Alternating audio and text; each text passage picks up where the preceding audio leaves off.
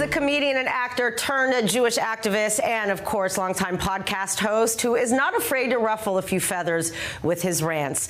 Michael Rapaport has been to Israel several times since October 7th to offer his support and much more. And this time he was front and center in Hostages Square. Even when I'm not here, a piece of my heart lives here. This fight for the hostages has become deeply personal, and over the last 18 months I've had the honor of meeting and getting to know some of the families whose lives have been shattered and destroyed by this war, and it has been impossible for me not to see my own family in them. When I met the family of Shlomo, Mansour, and Oded Lifshitz, I saw my grandfather in them. When I met and spoke to Orlevy's brother Michael, I saw my own brother. When Rachel and John told me about their son Hirsch, I couldn't imagine my own young adult sons. Wow, and we're so happy to have him here in the studio. Michael, you are so amazing. Listen, it just brings tears to my eyes hearing your compassion and to be here, even with a hoarse voice, as we just heard. The fact that you have been not only fighting against the narrative, but being supportive of the hostage families is so important. So what was it like being there this time, given that we've started the war again and we still have many that are still there? I mean, I don't think it was any different. I think the families and the whole country are exhausted, concerned, deeply concerned, and confused and demoralized. And, I feel like, to use like a sports analogy, like we get to the 1 yard line and then somehow we're back at the, our own 30-yard line. And then we get to the 20-yard line and then somehow, it just keeps pushing and pulling and pushing and pulling. The sacks keep happening and the penalties. And, my little part in this, I never imagined that 540 days they'd still have hostages.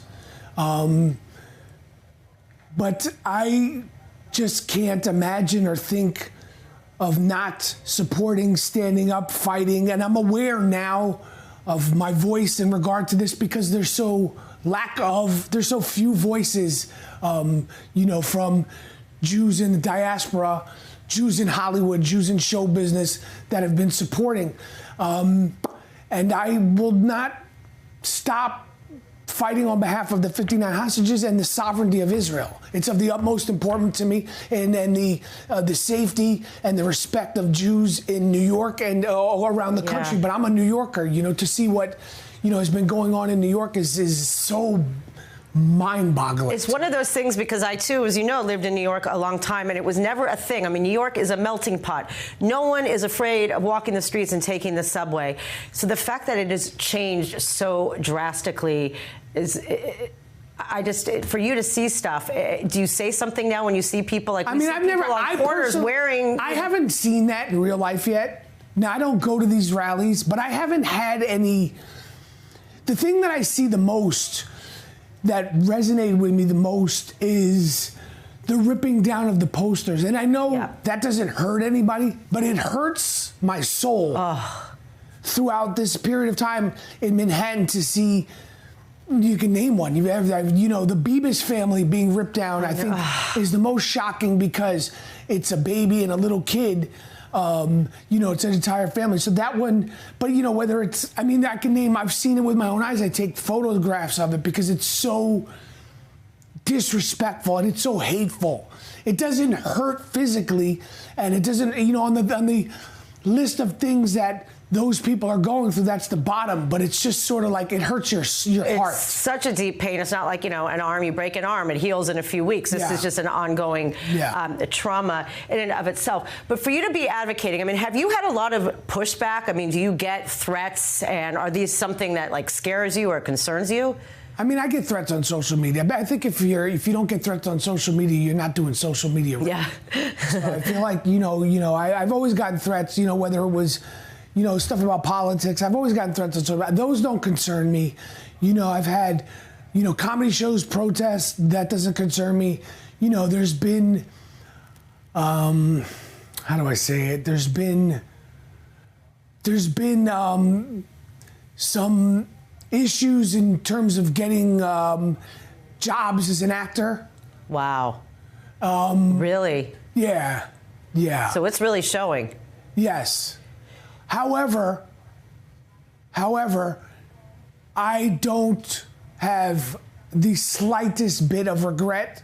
There was no choice. Well, if you do this, this is going to happen, or if you do this, this won't happen. Being supportive of Jews, being supportive of Israel, being supportive of our people was not a choice. It was it is very natural and organic to me. Tell me, you mentioned in the beginning, when you were, on the stage in Hostage Square, that you see these families, you see the Lipschitz families and whatnot. It reminds you of your grandfather and your brother. Did you know your grandfather? Yes. And tell us a bit about him. I mean, I knew all my grandparents. They passed away when I was young, but these are, New York Jews, Russian Jews. They were definitely New Yorkers. And, whether it's the family of Shlomo Mansour, who, I have his mustache. Yeah. Or hearing, like I said, John and Rachel talk about their son, or Michael Levy talk about his brother, or I mean, the endless conversations and moments that I've had. I think, as a Jewish man, as a Jewish person, it came very clear to me that no matter what you support, what you think, what you post, if you had been here on October 7th, you too could have been murdered, killed, raped, or kidnapped. All these things became very clear to me. So when you see the family of Omir Nutra, you see the family of Omir Shemtov, when you see the family of Eden Alexander, these are New Yorkers in New Jersey. These are people, they sound just like I do. Ruby Chen, his son Itai Chen.